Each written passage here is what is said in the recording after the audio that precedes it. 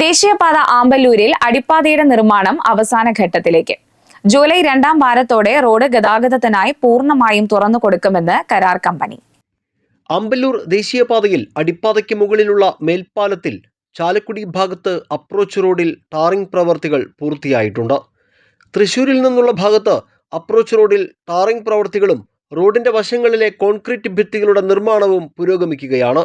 ഇരുവശങ്ങളിലുമായി 1 കിലോമീറ്ററോളം വരുന്ന അപ്രോച്ച് റോഡിന്റെ ടാറിംഗും സെന്റർ പാർട്ടീഷൻ, സിഗ്നൽ ബോർഡുകൾ, റിഫ്ലക്ടർ പതിക്കൽ, ലൈൻ വർക്കുകൾ, വശങ്ങളിൽ പെയിന്റിംഗ് എന്നിവ പൂർത്തിയാക്കി 15-20 ദിവസത്തിനകം റോഡ് ഗതാഗതത്തിന് തുറന്നുകൊടുക്കാൻ കഴിയുമെന്നാണ് ദേശീയപാത അതോറിറ്റി അധികൃതർ പറയുന്നത്.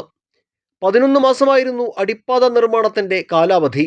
ദേശീയപാത അതോറിറ്റിയുടെ മെല്ലെപ്പോക്കും നിർമ്മാണത്തിലെ പ്രതിസന്ധികളും മൂലം ഇപ്പോൾ 20 മാസം പിന്നിട്ടു. കഴിഞ്ഞ ദിവസം അടിപ്പാതയ്ക്ക് മുകളിലെ മേൽപ്പാലത്തിലൂടെ പരീക്ഷണാടിസ്ഥാനത്തിൽ വാഹനങ്ങൾ കടത്തിവിട്ടിരുന്നു.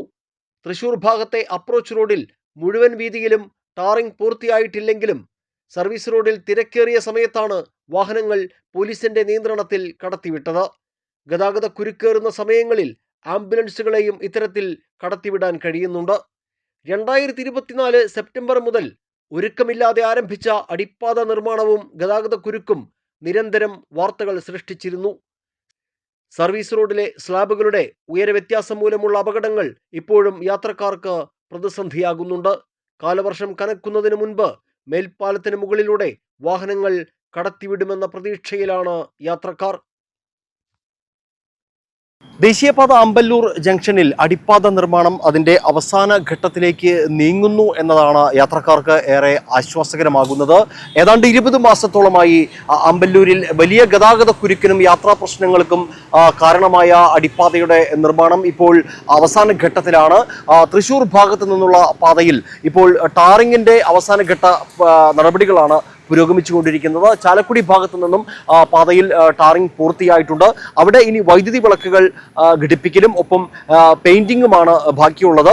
അതേസമയം തൃശൂർ ഭാഗത്തു നിന്നുള്ള പാതയിൽ ഇനി ഒരു വശത്തു കൂടി ടാറിംഗ് പൂർത്തീകരിക്കാനുണ്ട്. ഒപ്പം സൈഡ് ഭിത്തികളടക്കം പൂർത്തീകരിക്കാനുണ്ട്. ഏതായാലും ജൂലൈ 2 വാരത്തോടെ ഈ പാത പൂർണ്ണമായും നിർമ്മാണം പൂർത്തിയാക്കി വാഹന ഗതാഗതത്തിനായി തുറന്നു കൊടുക്കാൻ കഴിയുമെന്നാണ് അധികൃതർ നമുക്ക് നൽകുന്ന വിവരം. ഏതായാലും യാത്രക്കാർക്ക് ആശ്വാസമാവുകയാണ്. ഇപ്പോൾ കഴിഞ്ഞ ദിവസങ്ങളിൽ ആംബുലൻസ് അടക്കമുള്ള വാഹനങ്ങളെ അല്ലെങ്കിൽ സർവീസ് റോഡിൽ ഗതാഗത കുരുക്ക് ഏറുന്ന സമയത്ത് പോലീസ് ഇടപെട്ടുകൊണ്ട് ഈ നിർമ്മാണം നടന്നുകൊണ്ടിരിക്കുന്ന ഈ പാതയിലൂടെ മേൽപ്പാതയ്ക്ക് മുകളിലൂടെ വാഹനങ്ങളെ കടത്തിവിടാനുള്ള ഒരു സാഹചര്യം ഉണ്ടായിരുന്നു. ഏതായാലും ജൂലൈ 2 വാരത്തോടെ ആമ്പല്ലൂരിലെ അടിപ്പാത നിർമ്മാണം പൂർത്തിയാകുമെന്ന പ്രതീക്ഷയാണ് നമുക്കുള്ളത്. ക്യാമറാമാൻ നന്ദുവിനൊപ്പം ആൻഡോ കല്ലേരി, NCTV ന്യൂസ്, പുതുക്കാട്.